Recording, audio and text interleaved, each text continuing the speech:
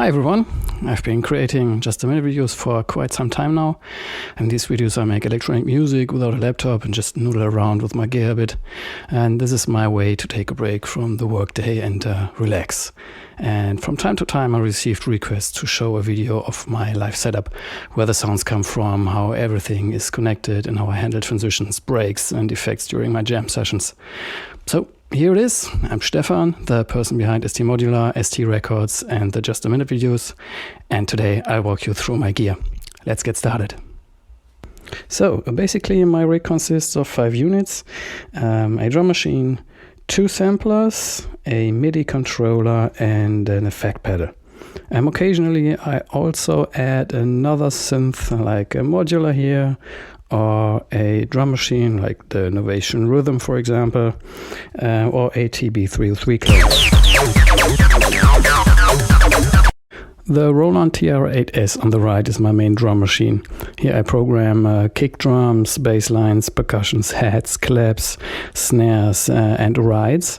It's also the most hands-on synth with its convenient faders, the controls on the top, the variation slots that I mainly use to build up a track, perform breaks and introduce or mute sounds. The Elektron Digitakt II is used as a basic synth and percussion sampler, but it also plays bass sounds to complement with the TR-8S bassline. It just recently replaced the Elektron Syntact, which is used for, or which I have used for low frequency percussion and synth sounds, but somehow I felt a bit limited with it, so I decided to add the Digitakt for a wider sound palette. The Syntact now sits in front of my DAW and it's frequently used to record samples and loops for the live performances. So almost all samples I use with these samplers are made with my modulars or the Syntact. The TR-8S and the Digitakt are directly connected to the Elektron Octatrack MK1, which is the centerpiece of my setup. I use the Octatrack not only to play samples, but also as a mixer, mastering tool, effects unit for the main output. And additionally, I use the Q out, the Q channel, to send any of the samples I play here on these 4 tracks to the Line 6 HX1 effect pedal over here. All devices are synchronized via Midi using the Midi in, out and Midi through sockets. Luckily most of them have Midi through, which is very convenient. And yeah, alright, let's dive in and see what each unit does in detail. Okay, let's talk about the Roland TR-8S. It has 11 channels, each with a different internally synthesized or sample-based sound. I have prepared them into different colors for better overview of which channels plays what sound.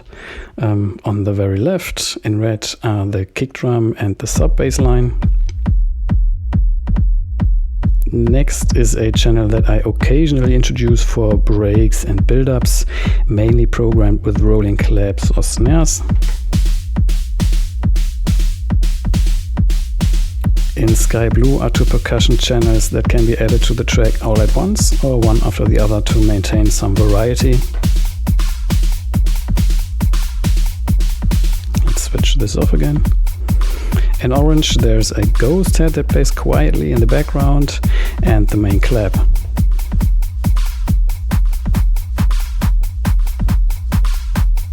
Yellow stands for the closed and open hi-hats.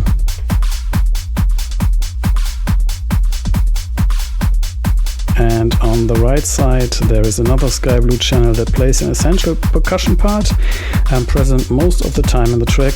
This channel is accompanied by the other 2 sky blue tracks mentioned before. If I play this, very often I just mute the other ones to keep everything clear in the mix. And on the very right there is the right, which always sounds right.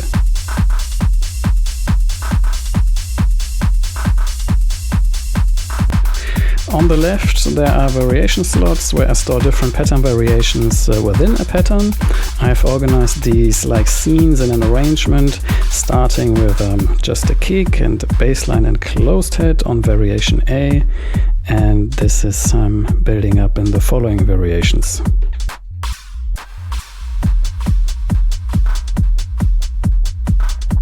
delay wasn't in sync here. I might have to look at that again later on. So let's build up the track.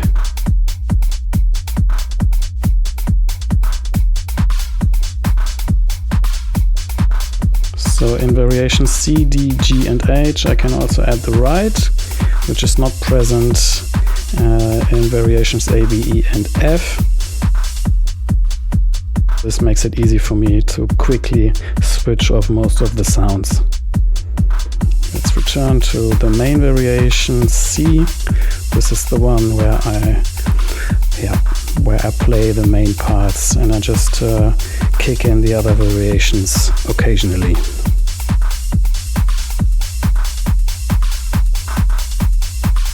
On variation H there's a break.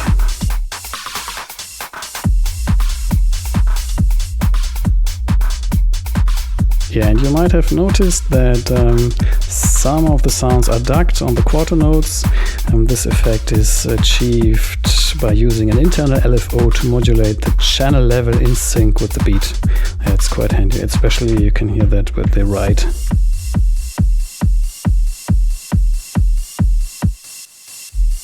Okay, you might have seen this little autofill section over here. This is actually quite handy to have small breaks. You just press it and it goes on again automatically. It's like a one-shot trigger for an alternative pattern.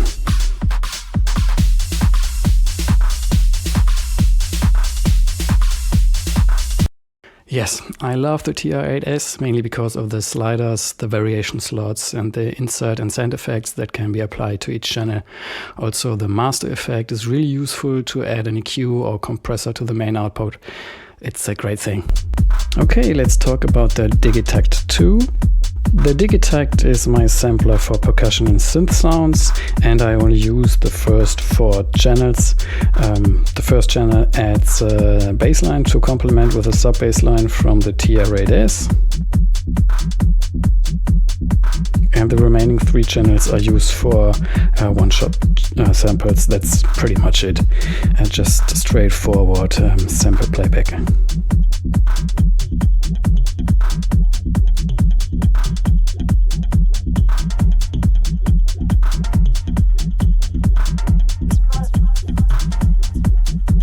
Of course, I can tweak some parameters, like make this a bit more prominent.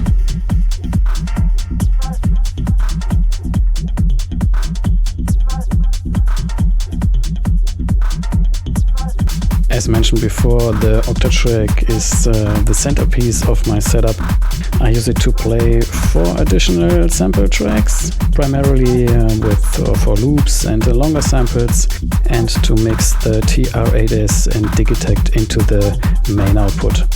The Octatrack also serves as an end-of-chain effects unit, handling breaks and drops.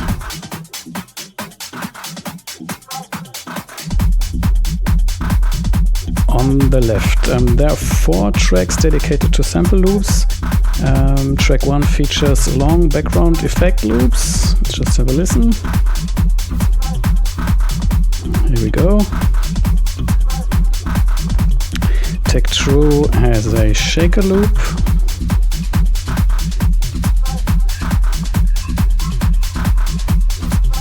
And tracks 3 and 4 play various rhythmic percussion loops.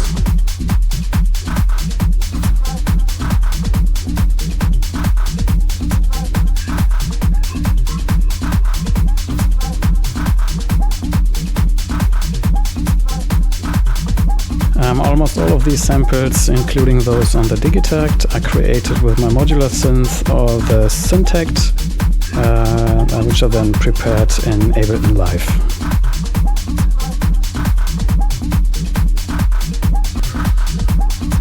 There are 2 patterns per track, each with a slight variation to keep the sound interesting.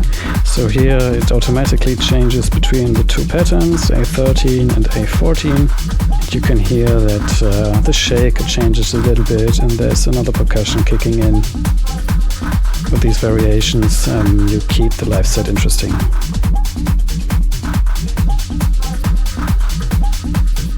On the right, there are 4 more tracks that host the 2 external inputs from the Digitakt and the TR8S and all the effects for the master out. I don't really touch these channels during my performance, but I use the internal scenes and the fader to apply different effects to the 2 external inputs from the Digitakt and Octatrack. And I can just choose them if I press scene B, where I've stored the different channel parameters.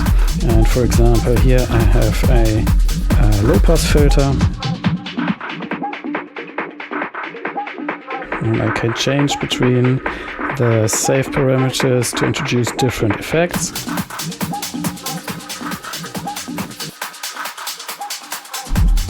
And on scene A, there's always the dry signal that is routed to the main output.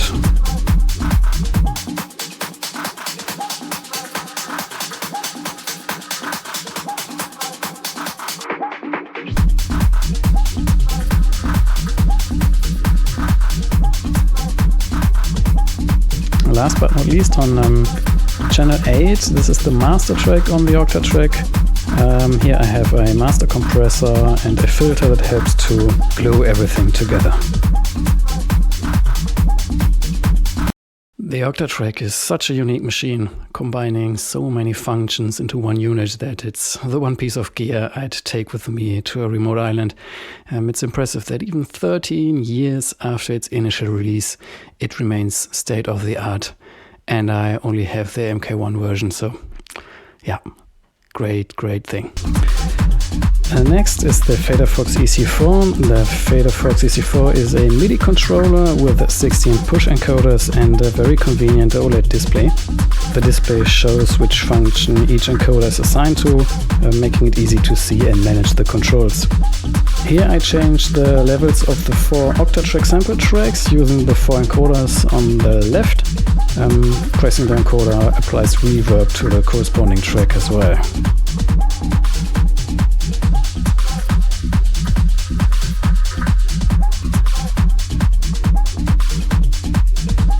So I can switch on and switch off all of the tracks.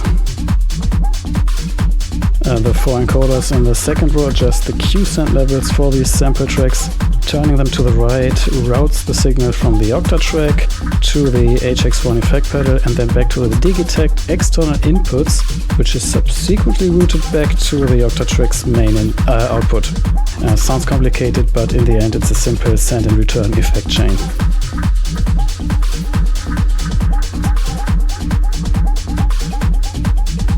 This also works when the actual track level is turned down, so I can only introduce the wet effect signal.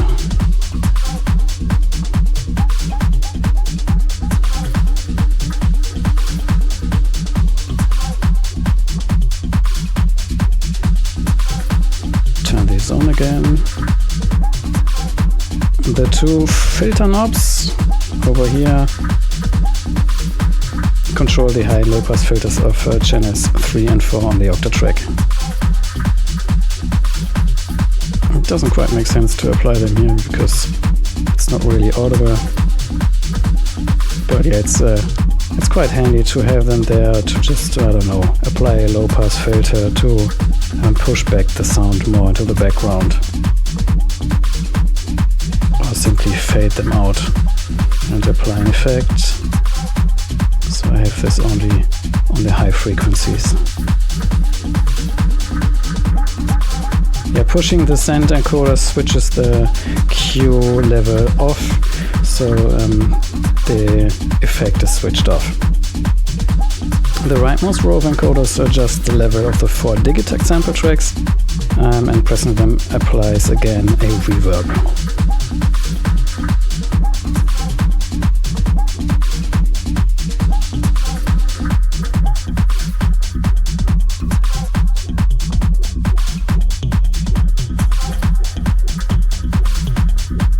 The 2 encoders at the top of the third row control delay, feedback and reverb decay on the Digitakt.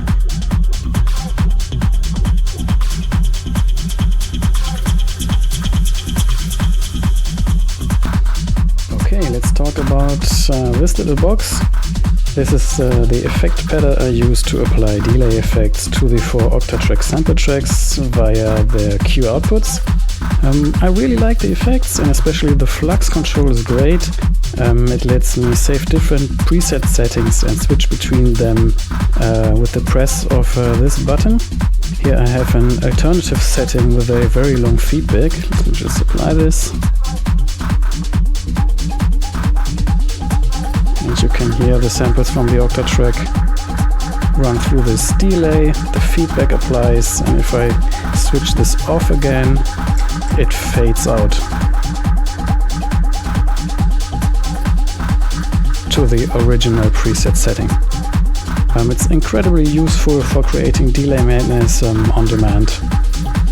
You can also internally set a tempo to which the effects are synchronized. This way I can keep the delay in sync without having to add a Midi connection. Okay, this is my additional unit. Depending on the mood, I sometimes add another synth to my setup. I currently have a small modular case built in for fast and dirty synth lines. I mainly use my own modules here. Let's have a quick listen.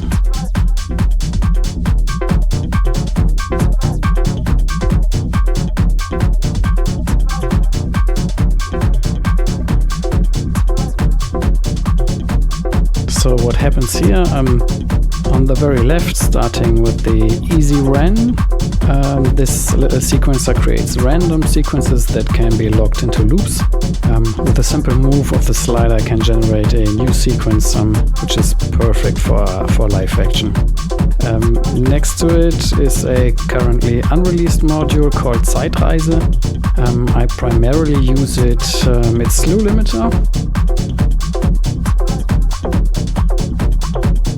On the pitch control voltage. This module will be released in September, and I will share more information then. Another unreleased module is the Synco, a 5 oscillator drone synth set to launch in November. It's the main sound source for this modular setup, although I only use 3 to 4 of the oscillators at once. The oscillator's output goes through a VCA controlled by the cyan function generator, which acts as an attack and decay envelope, opening the VCA when a gate signal is received from the sequencer. After the VCA, the signal is routed through a filter and then to the SPM mono mixer, where I can also add noise, which comes from the Zeitreise module. And I can also add the last of the 5 Synco oscillators separately.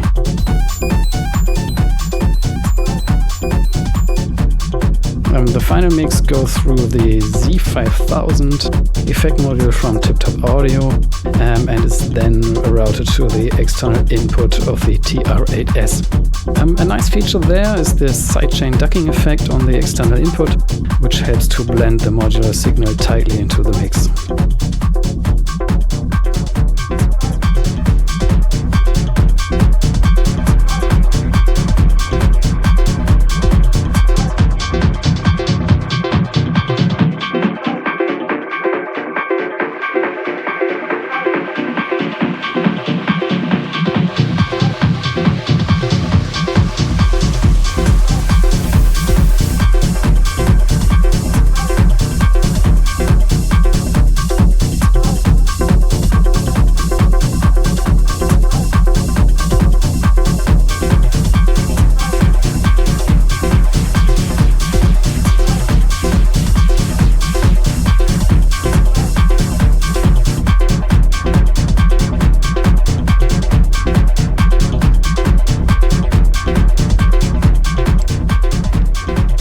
Let's just change the sequence here. Obviously I would only change the sequence when the level is turned down.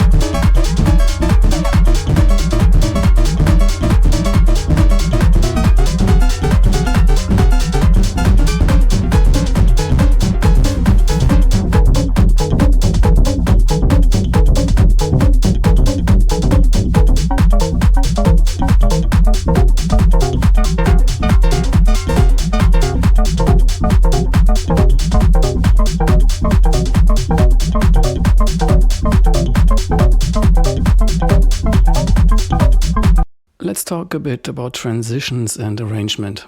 I think one of the biggest challenges of performing live is creating smooth transitions between patterns while keeping the set exciting. I repeatedly find myself playing the same sound over and over again for more than 5 minutes or so, while I am busy handling the other sounds. And that's why I try to avoid playing all the sounds at once. Instead, I introduce them gradually and mute them again and back and forth. So I've memorized some kind of order pattern that helps me to keep track of what I need to do next, which is typically each pattern begins with just the TR-8S working through its pattern variations and the bass sample from the Digitakt.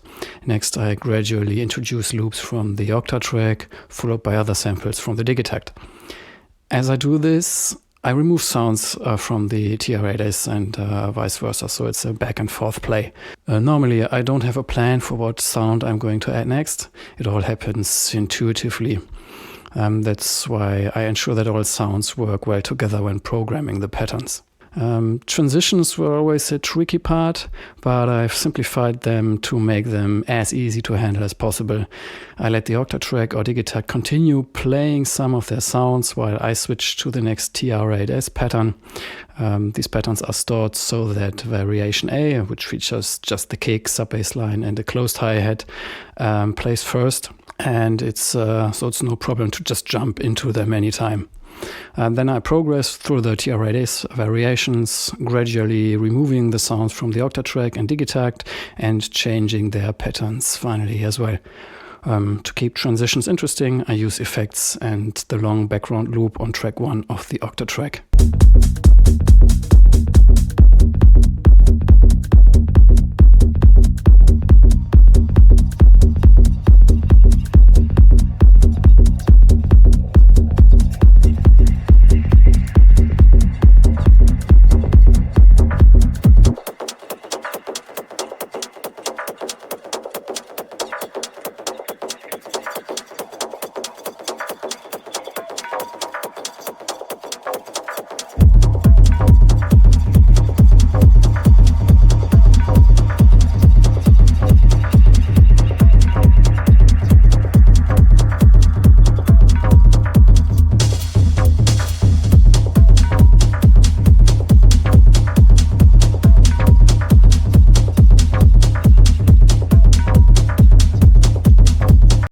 So I have a certain framework that I can rely on when I perform live, but of course the performance lives from inspiration and spontaneous ideas.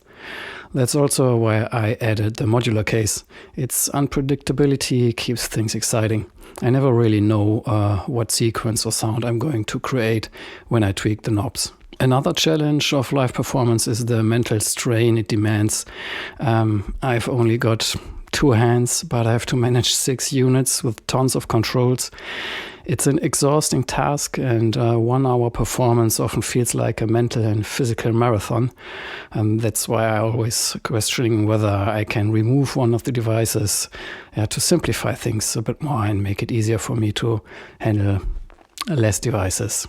At the end of the day, mistakes will always happen during a live setup. Fortunately, most listeners won't even notice them.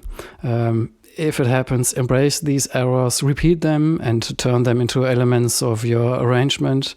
That's what makes live performance so captivating. It's raw, it's direct, and it's not overproduced with lengthy hands in the air breaks and drops. It's alive and it's great just as it is. Alright, that's basically it. I hope you enjoyed the video. If you did, please like and subscribe, and don't forget to check out my website at st-modular.de. And now let's dive back into playing with the pattern showcase before. See you soon.